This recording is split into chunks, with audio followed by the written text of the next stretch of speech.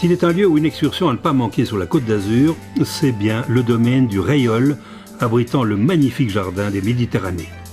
Situé à une vingtaine de kilomètres au sud du golfe de Saint-Tropez, entre les communes de Cavalères-sur-Mer et du Lavandou, cet endroit magique s'étend sur plus de 17 hectares, bordé par la Grande Bleue. Il est la propriété du Conservatoire du Littoral, dont la mission est de préserver et sauvegarder ce domaine pour le restituer aux générations futures.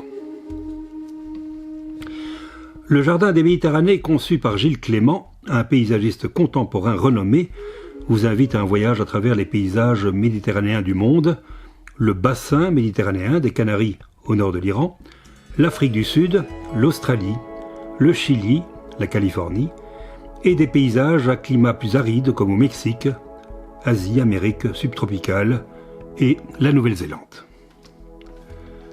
Ce n'est pas un jardin botanique conventionnel, mais plutôt une succession de jardins et de paysages d'ambiance, d'où se dégage une beauté incommensurable à chaque saison, car le domaine du Rayol est ouvert tous les jours de l'année, sauf le 25 décembre. Pour une visite libre, il faut compter un minimum de 2 heures, mais vous pouvez aussi y passer toute une journée.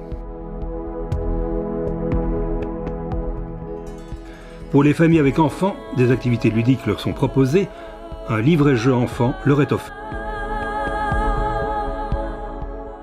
Des visites guidées sont aussi quotidiennement proposées pour vous familiariser au domaine et connaître les secrets de ces plantations.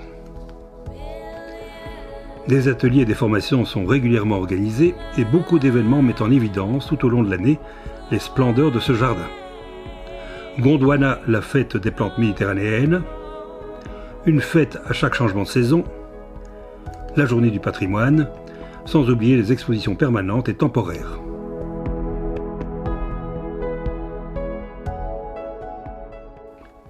Des soirées romantiques, avec concerts en plein air face à la mer, sont programmées en juillet et en août.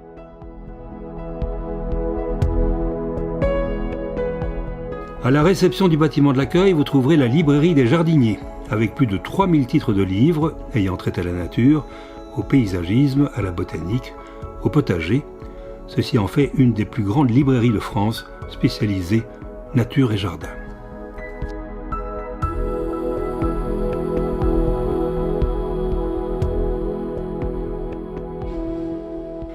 Mais quelle est la meilleure saison pour visiter ce domaine ? Difficile de vous répondre.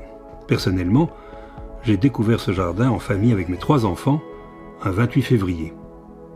Il faisait un temps printanier, près de 22 degrés, et je vous assure que nous avons été tous émerveillés par cet endroit idyllique et que cette visite restera à jamais gravée dans notre mémoire.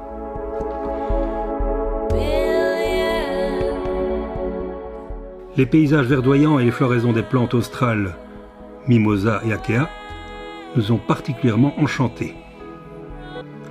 Le printemps, bien sûr, est une excellente saison pour la profusion des fleurs et des senteurs.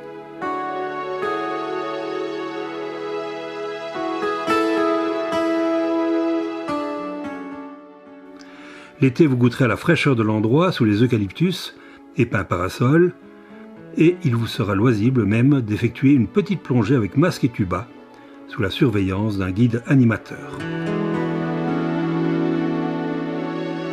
L'automne semble s'imposer comme la meilleure période pour la découverte du jardin, grâce à la douceur du climat et à une luminosité souvent exceptionnelle.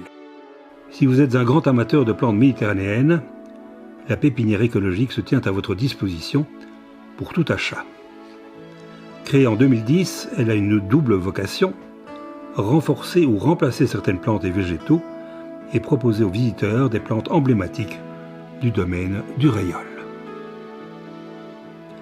Enfin, le café des jardiniers cerise sur le gâteau nous a laissé un souvenir impérissable.